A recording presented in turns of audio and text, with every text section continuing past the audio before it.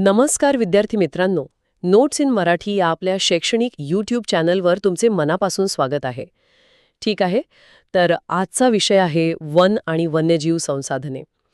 पण आपण नेहमीसारखं फक्त पाठ्यपुस्तकात काय दिलंय तेवढंच बघणार नाही आहोत.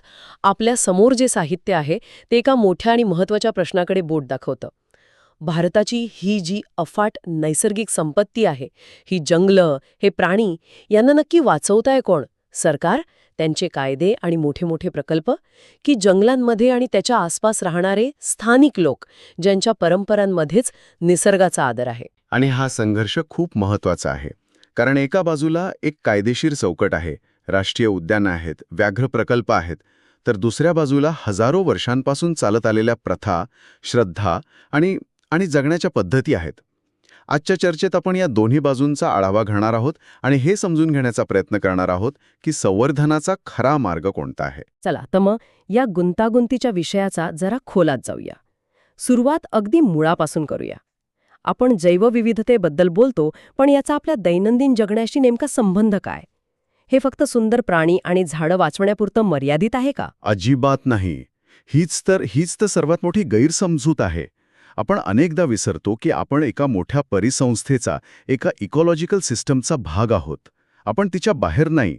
आपण ज्या हवेत श्वास घेतो, जे पाणी पितो, ज्या मातीतून आपलं अन्न येतं, या सगळ्या गोष्टींची गुणवत्ता कोण टिकवून ठेवतं?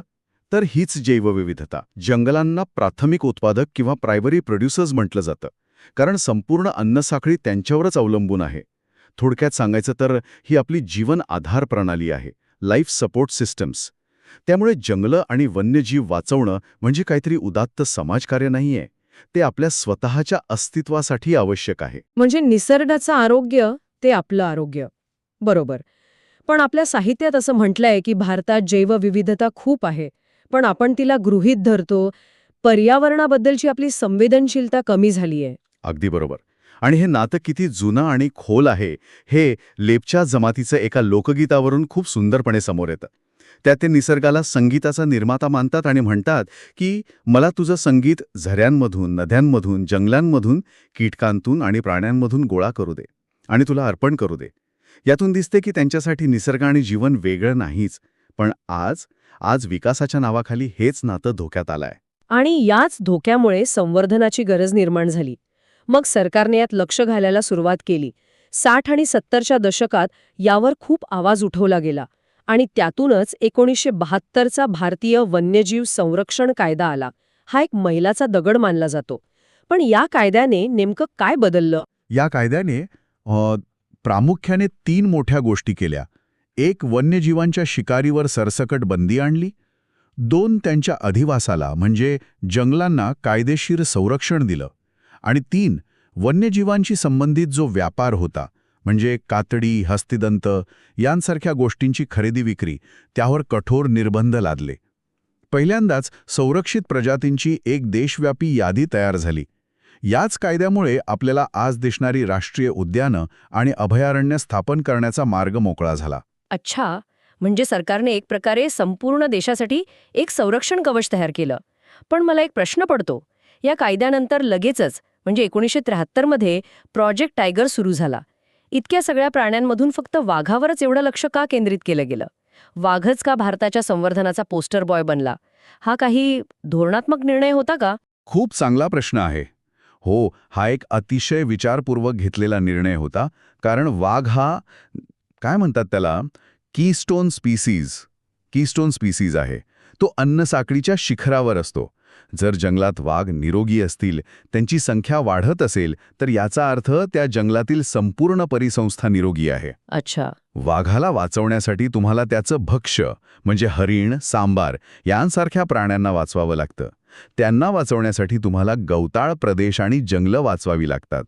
थोडक्यात वाघाचं संवर्धन हे केवळ एका प्राण्याचं संवर्धन नाही, तर ते संपूर्ण जंगलाच्या आरोग्याचं प्रतीक आहे. खरंय. आणि गरज होतीच. 20व्या शतकाच्या सुरुवातीला जिथे 55,000 वाघ होते, तिथे 1973 पर्यंत फक्त 1800 उरले होते. त्यामुळे तातडीने पावलं उचलणं गरजेचं होतं. वा, म्हणजे एका प्रजातीला वाचवण्याच्या नावाखाली संपूर्ण जैवप्रणालीला वाचवण्याचा हा एक हुशार मार्ग होता. आणि याचा परिणाम आपल्याला कॉर्बेट, सुंदरबन, बांधवगड यांसारख्या अनेक यशस्वी व्याघ्र प्रकल्पांमध्ये दिसतो. पण वाघांपलीकडेही इतर प्राण्यांसाठी असे प्रयत्न झाले का? अनेकदा त्यांची चर्चा होत नाही. नक्कीच झाले. खरं तर हा मुद्दा खूप महत्वाचा आहे. वाघांइतकं ग्लॅमर नसलं तरी इतर अनेक प्रजाती वाचवण्यासाठी मोठे प्रयत्न झाले आहेत. उदाहरणार्थ घडियाल ही एक विशिष्ट प्रकारची मगर आहे जी फक्त स्वच्छ आणि वेगवान प्रवाहांमध्ये जगू शकते. तिचं संवर्धन हे फक्त शिकार रोखण्यापुरतं मर्यादित नाही, तर ते आपल्या नद्यांचं प्रदूषण आणि आरोग्य जपण्याशी थेट जोडलेलं आहे. म्हणजे जसं वाघ जंगलाच्या आरोग्याचा सूचक आहे. अगदी. त्याचप्रमाणे घडियाल हे नदीच्या आरोग्याचं प्रतीक आहे. याशिवाय एकशिंगी गेंडा, काश्मीरी हंगूल, आशियाई सिंह आणि हिमबिबट्या यांच्यासाठीही विशेष प्रकल्प राबवले गेले. आणि मला वाटतं ही संवर्धनाची व्याख्या हळूहळू अधिक व्यापक होत गेली, बरोबर? म्हणजे फक्त मोठ्या आणि आकर्षक प्राण्यांपुरती मर्यादित न राहता. अगदी. 1980 नंतर कायद्यात बदल करून फुलपाखरं, पतंग आणि अगदी काही कीटकांच्या प्रजातींनाही संरक्षण देण्यात आलं. आणि सर्वात क्रांतिकारी बदल 1991 मध्ये झाला, जेव्हा पहिल्यांदाच वनस्पतींच्या 6 प्रजातींनाही या यादीत टाकण्यात आलं. यातनं हे स्पष्ट झालं की संवर्धनाचा विचार आता अधिक सर्वसमावेशक होतोय. प्रत्येक जीव महत्वाचा आहे, मग तो वाघ असो वा एखादं फुलपाखरू. ठीक आहे, तर ही झाली सरकारी कायद्यांची आणि प्रकल्पांची बाजू. पण ही जंगलं ज्यांना सरकार व्यवस्थापित करतं त्यांचं वर्गीकरण कसं केलं जातं? आपल्या साहित्यात राखीव, संरक्षित आणि अवर्गीकृत असे 3 प्रकार दिले आहेत. हे फक्त प्रशासकीय सोयीसाठी केलेले प्रकार आहेत की यामागे काही खोल अर्थ आहे? यामागे खूप मोठा इतिहास आणि अर्थ दडलेला आहे. हे वर्गीकरण म्हणजे ब्रिटिश वसाहतवादाचा थेट वारसा आहे. राखीव जंगले, जी एकूण वनक्षेत्राच्या निम्म्याहून अधिक आहेत, ती अशी जंगलं होती जिथे सर्वात मौल्यवान इमारती लाकूड होतं, जसं की सागवान. ब्रिटिशांना त्यावर पूर्ण नियंत्रण हवं होतं, म्हणून त्यांनी तिथे स्थानिकांच्या प्रवेशावर पूर्ण बंदी घातली. ती त्यांनी स्वतःसाठी राखून ठेवली.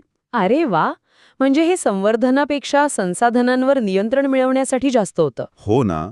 मग संरक्षित जंगले कोणती? ती अशी होती जिथे लाकूड तितकं मौल्यवान नव्हतं, पण तिथली जमीन भविष्यात लागू शकते, म्हणून तिला पुढील नुकसानीपासून संरक्षण देण्यात आलं. इथे स्थानिकांना काही मर्यादित अधिकार दिले गेले, जसं की सरपण गोळा करणे किंवा गुरं चारणे. आणि तिसरा प्रकार अवर्गीकृत जंगले, अनक्लास्ड फॉरेस्ट.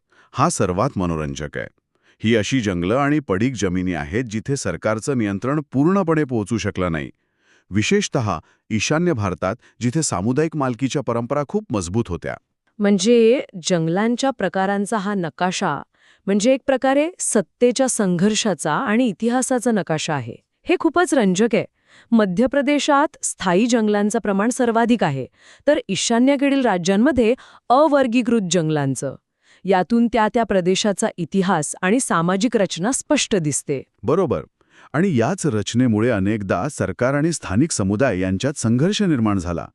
कारण सरकारने कायदे करून ज्या जंगलांना आपलं म्हटलं, ती जंगलं पिढ्यानपिढ्या स्थानिकांच्या जीवनाचा अविभाज्य भाग होती. आणि मला वाटतं इथूनच आपली चर्चा त्या दुसऱ्या बाजूकडे वळते, लोकांचा सहभाग.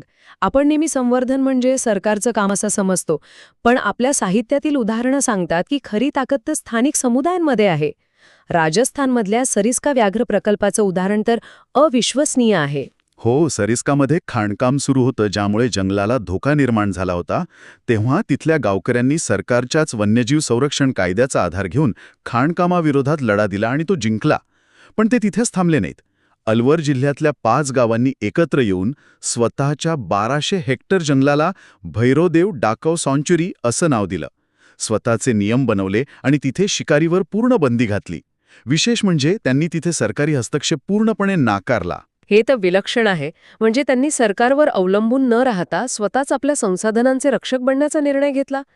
हिमालयातील चिपको आंदोलन हे सुद्धा असंच एक मोठं उदाहरण आहे. हो, चिपको आंदोलनाने फक्त झाडं तोडण्यापासून वाचवली नाहीत, तर त्यांनी हेही दाखवून दिलं की स्थानिक प्रजातींच्या मदतीने वनीकरण किती यशस्वी होऊ शकतं. यासोबतच बीज बचाव आंदोलन आणि नवधान्य यांसारख्या चळवळींनी सिद्ध केलं की रासायनिक खतांशिवाय पारंपरिक बियाणे वापरून शेती करणं हे केवळ शक्यच नाही, तर आर्थिकदृष्ट्या फायदेशीरही आहे. हे सर्व लोकांच्या पुढाकाराचे उत्तम नमुने आहेत. मग सरकारला कधीतरी हे जाणवलं असेल की लोकांच्या सहभागाशिवाय शक्य नाही.